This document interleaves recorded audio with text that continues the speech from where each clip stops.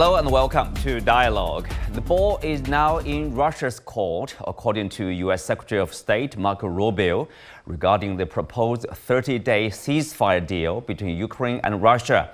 Hours after the proposal was released, Russia launched air attacks on Kyiv and Kharkiv, which came a day after a large-scale Ukrainian drone strike on Moscow. How will Russia respond to the ceasefire proposal? Is the deal a serious start of a process toward a lasting peace and stability? And how will the U.S. resumption of military assistance to Ukraine impact the warring situation? Join us for our discussion today, live from Beijing. I'm Xu Qinduo.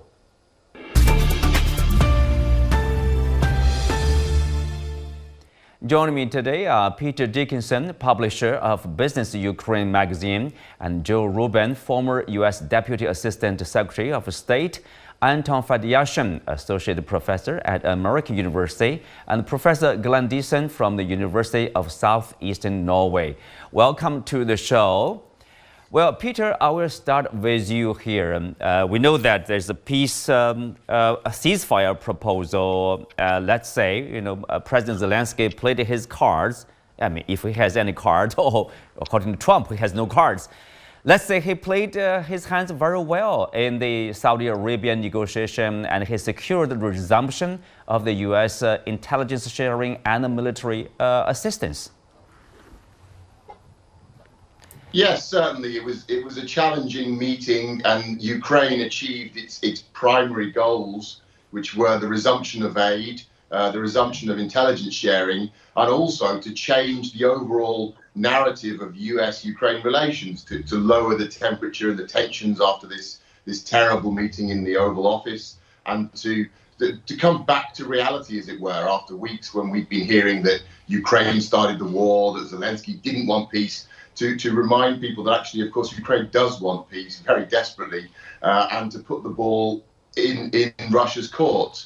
Now, it's not clear that this is going to bring much progress in terms of serious peace talks, but it does very much shift the narrative and return to the original story and the original the facts of the matter that Russia invaded Ukraine here, and Russia is the cause of this war. So now Russia must demonstrate that it also wishes for peace. Well, Anton, obviously, yes, the Ukrainian side agreed with the United States, actually, the ceasefire, not exactly with Russia, right? Hereby, there's a joke, Ukraine has agreed a ceasefire with the U.S., so it can concentrate on the fighting with Russia. So now the ball is in the court of Russia, and let's say the pressure is on Russia. Well, the pressure is on Russia in terms of the narrative. It's not on Russia in terms of what's going on the battlefields. The Russians are about to chase the Ukrainians out of the Kursk region, where they've made spectacular gains literally within the past 5 or 6 days, let's just say a week. And they're advancing across the entire front line, slowly but remorselessly. So we will see what happens. There are too many unknowns here. We don't know exactly what were the conditions that the Ukrainians set during the meeting in Jeddah, which lasted, if the reports are correct, somewhere between 8 and 9 hours. So that means that there were serious issues being discussed. We don't know what the conditions will be that the Russians will set once Steve Witkoff actually gets to his meetings, which I suppose will be happening today or tomorrow at the latest. The Russians have 2 ways of approaching this. They can either follow the public statements that they've made over the past few weeks, which is that they are not interested in a ceasefire alone, which will allow the Ukrainians to rearm, recuperate, and then to fight again. They are interested in an overall peace treaty, and therefore immediate talks to begin. So they can either say no, or they can do something smarter, which is to say, yes, we accept the ceasefire, but here are our conditions to meet the Ukrainian conditions, and that will put Witkoff or Rubio or Waltz or all three of them in a position of having to go back and forth between Moscow and Kiev. The alternative for the Americans, however, if the Russians refuse, is to simply continue with the Biden administration's policies, which is sanctions and supplies to Kiev and billions of dollars of support. And that's going to be problematic because it will position Trump as Biden 2.0. And that's exactly what he ran against in the election. So, yes, a lot depends on Moscow. And I guess within 24 to 48 hours, we'll find out. Well, Joe, welcome to the show. So what is the thinking for the Trump administration in terms of reaching a ceasefire with Ukraine right now and possibly a ceasefire between Ukraine and Russia? But of course, it seems like not easy to do, right? So, well, it looks as if the mission now is to try to get Vladimir Putin to agree to a temporary ceasefire, and then from there begin the deeper negotiations. Now, I don't think Vladimir Putin is going to go for that. He has shown no interest in stopping this war. Even last night was continuing to engage militarily. So he may come back with an alternative idea, try to negotiate differently. But Volodymyr Zelensky of Ukraine did a very smart move over the past few days, which is to agree with Donald Trump and to tell him what he wants to hear, which is that he is willing to stop this war. And that now puts the pressure back on Putin. And it also makes Donald Trump the messenger of this idea rather than not have him be in the middle. One of the dangers, if I can add, one of the dangers of having America personalize the diplomacy so directly is that we put ourselves in the middle rather than having multiple allies and countries engaged in the diplomacy to keep it diverse on who's putting pressure on the parties. Well, now we're in the middle. We chose to be. President Trump believes that he should be. And now this is a test for his ability to pull a ceasefire together. And I think that it's going to be a very important moment to see how Russia responds to Steve Witkoff in Moscow. Well, Joe, are you talking about the absence of the Europeans on the negotiation table? Yeah, I am. I think that, look, the United States, we have had for decades a close relationship with our NATO allies, and they have been very much part and parcel of this war. In fact, they've contributed overall combined more money to Ukraine than the United States. So they are a key component. And a diplomacy that does not include them is going to put the pressure and the onus on the United States. And in many ways, that's disadvantageous to us because it means that we are really in the hot seat, as we say. And I think that if we had more allies, not only would we be at the table with us, not only would we be a stronger player at the table, but we would also reduce the pressure on us alone to find a way to resolve this. Well, Glenn, despite the absence of the Europeans, most of them, the national leaders, welcomed the deal. Well, it's a primary step. We don't know, whether it will continue or not. But from the Europeans' point of view, it's a welcoming move. Well, to some extent, I think the Europeans, much like Zelensky, is pushing for a long war. Again, they've been very hostile to any diplomacy negotiations. There's a reason why the Europeans we refused to engage in any diplomacy to sit down with the Russians for 3 years. And even now, they express great concern when... That's not true. Okay. So anyways... let's continue. But the main concern... Yeah, thanks. Well, I think it's quite France obvious. France has been engaging, and Germany have been engaging for the last 3 years. Joe, let Glenn finish, okay? Yeah.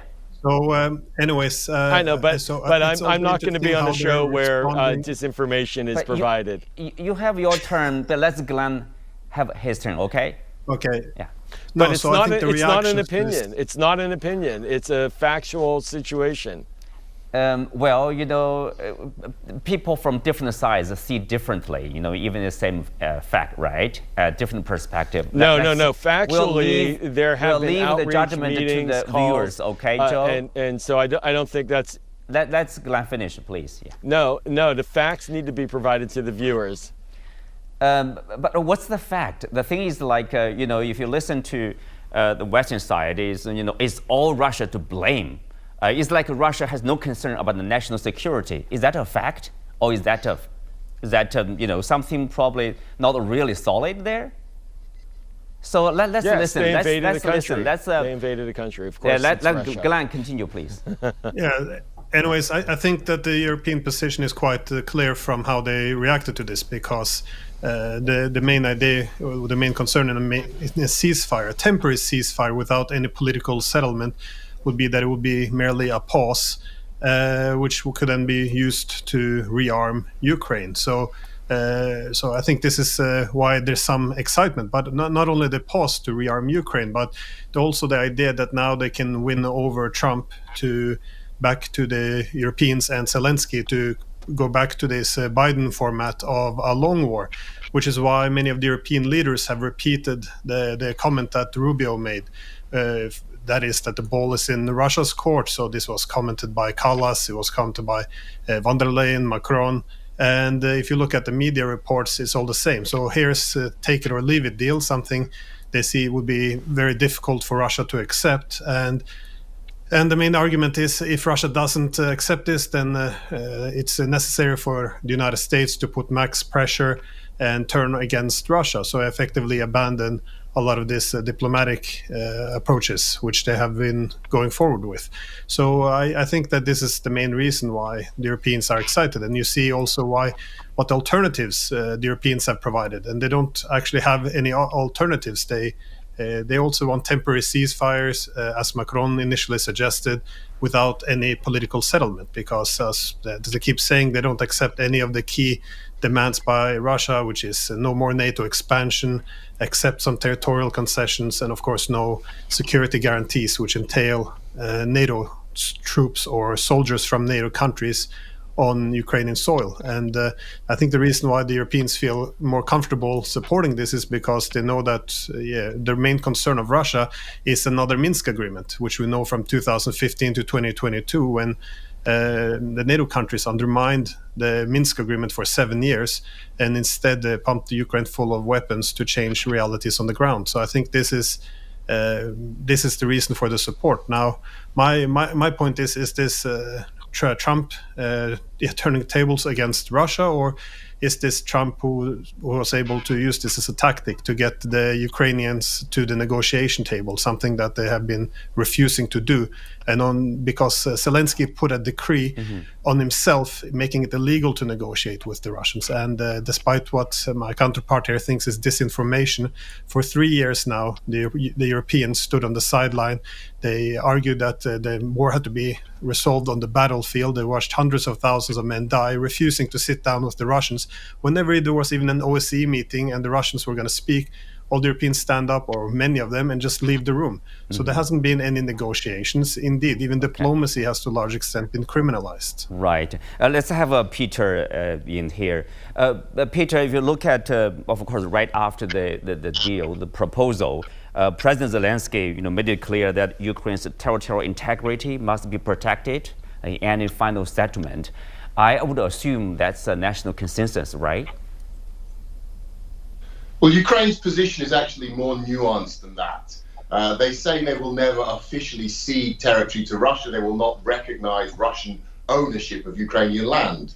But they're very much prepared to accept long-term occupation in a North-South Korea or East-West Germany kind of scenario. So Ukraine actually does recognize territorial realities, as it were, on the ground at the moment, and the Russian occupation of almost 20% of their country. So it's a very major concession from the Ukrainian side. What Ukraine insists on, and what the main position now of President Zelensky and of the Ukrainian government, is that they must have security guarantees, because they are well aware that Russia's main goal in this war is the subjugation, the conquest of Ukraine. There's never been any significant argument in favor of this NATO myth that Russia promotes. We saw in 2023, when Finland joined NATO and doubled Russia's border with NATO, that Putin said he didn't care, he had no issue with it. So the entire notion that Russia has security concerns is debunked by Russia's own actions.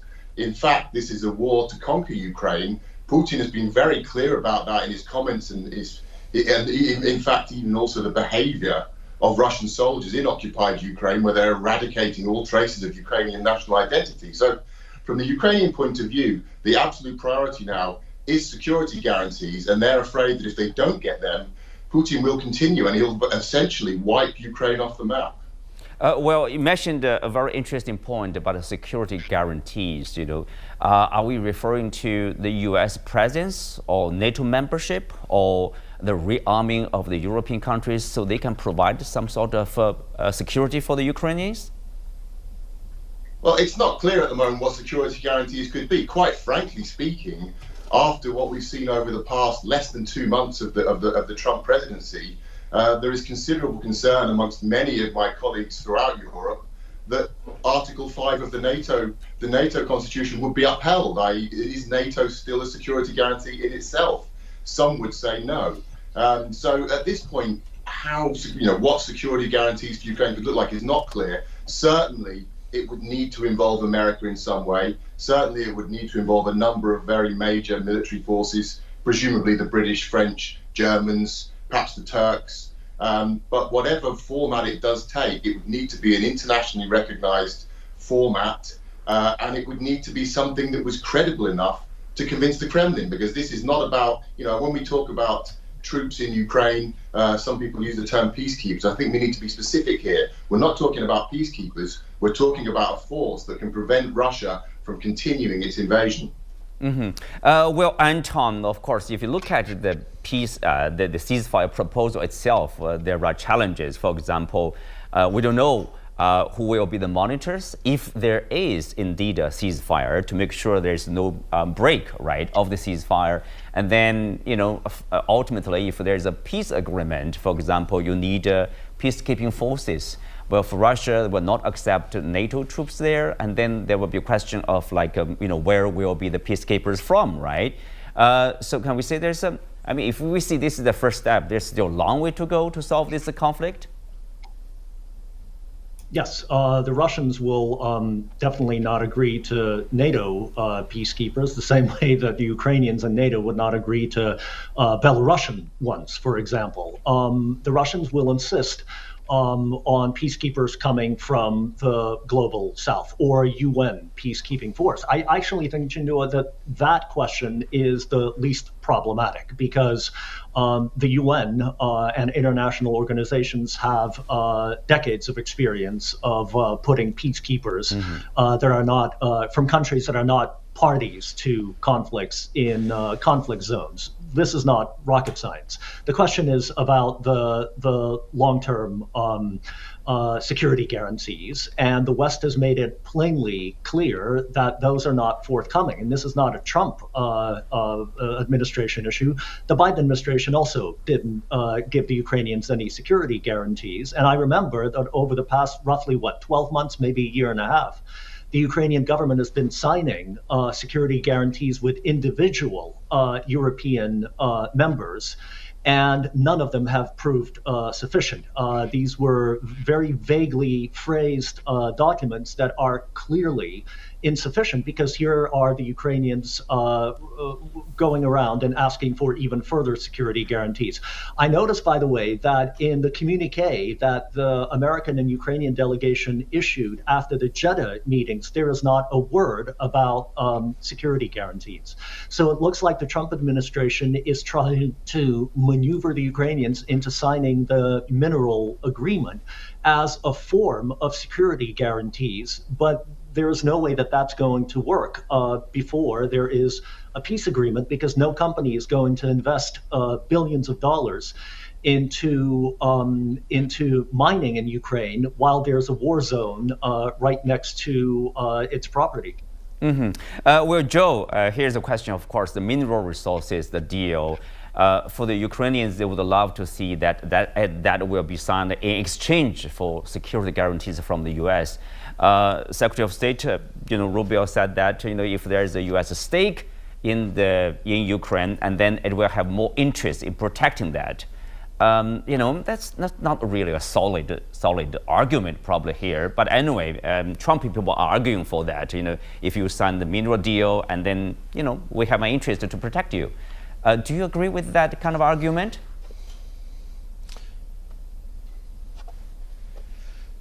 I think that, frankly, a minerals deal is an economic agreement. And so there is some implicit security benefits that Ukraine could have by being closer and more economically tied to the United States, of course. But Canada is economically tied to the United States. And right now, President Trump is putting on incredibly punishing tariffs against a longtime ally and destabilizing their economy. So economic ties don't necessarily mean more security. And of course, there's always the prospect that if Vladimir Putin were to relaunch a war against Ukraine, which is likely because that is what he does, and he does it all around his perimeter, he could make an argument to the United States that he would maintain the deal that the United States has with Ukraine and thereby neutralize any of the security benefits because the economics would not be impacted. So I view it as a side agreement. I think it's very important to President Trump. He clearly wants to show his base that he is getting money back and getting something economically for this war, and that will be a win in his mind. I think there are easier wins, such as the $200 billion of seized Russian assets sitting in Western banks that should be used to pay for the war, because the aggressor should pay for the war, not the victim of the war. That's like asking countries in World War II to pay Germany rather than have Germany pay reparations. It just doesn't make any sense at all. And I think that this it's a deal that can be useful, but it's not a security guarantee. Mm-hmm. Well, Glenn, take a look at this warring situation. Obviously, now there's a resumption of the U.S. Military assistance. So are we going to see, probably the return of back and forth between the two sides? So kind of a stalemate that will continue probably for, an unknown period of time?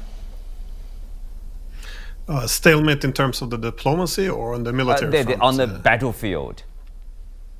Yeah, well, if there was secret depots full of weapons which could be sent, it would have been sent under Biden. I don't think this will change that much on the battlefield. Of course, the American support was crucial, which meant that the cutoff of military and intelligence would have intensified the collapse. But there's no stalemate on the front line. Again, this is a war of attrition, and you see day by day the Ukrainian army is being thinned out. It's becoming much weaker, and and indeed you see the attrition rates becoming increasingly also favorable to the Russians. Only over the past few days you saw a complete collapse of Kursk as these cities are now returning back under Russian control. So I don't see a stalemate, and I think it's also recognized from the Ukrainian side now that you have this manpower issue. Right, Glenn. Kursk, you mentioned about that. If the Ukrainians lose the control, the foothold of in Kursk, what does that mean to the ceasefire? Or how important is it to probably the situation in Kursk to the Russians or to the Ukrainians? Well, I think it could be easier to get some deal from the Russians, because I think it would be politically impossible to accept any situation where the Ukrainian hold Russian territory. So it might be actually more likely. But I think the Trump administration is using this supply of arms and all cutting off, and as well as intelligence, as a way of putting pressure on the Ukrainians. And they got effectively what they wanted, because in the Oval Office, the reason why there was this clash was because Zelensky demonstrated was very hostile to the idea of negotiating with the Russians and diplomacy altogether.